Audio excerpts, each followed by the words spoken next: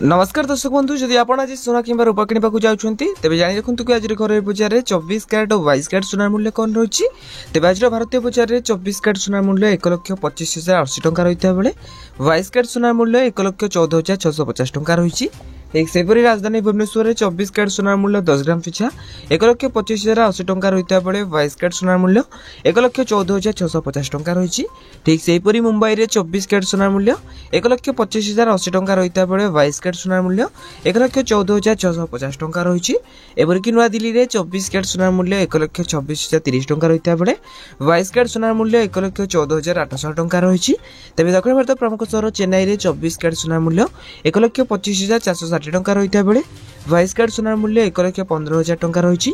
एपरिक पूर्व भारत प्रमुख सहर कलिकता में यथाक्रमे 1,25,080 टंका और 1,14,650 टंका रही सोनार मूल्य।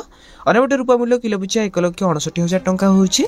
तेज एटा आज दिन सोनार पर सठिक मूल्य। जदि आपण मैंने सोनार पर सठिक मूल्य विषय जानवा चाहते तेज आम चैनल को सब्सक्राइब कर पाखे बेल आइकन को ऑल बटन सेट करने सहित वीडियो हेल्पफुल होती है निहाती भाव वीडियो को लाइक करी डिस्क्रिप्शन टेलीग्राम चैनल लिंक अच्छी तो जाकि आपने जॉइन जातु।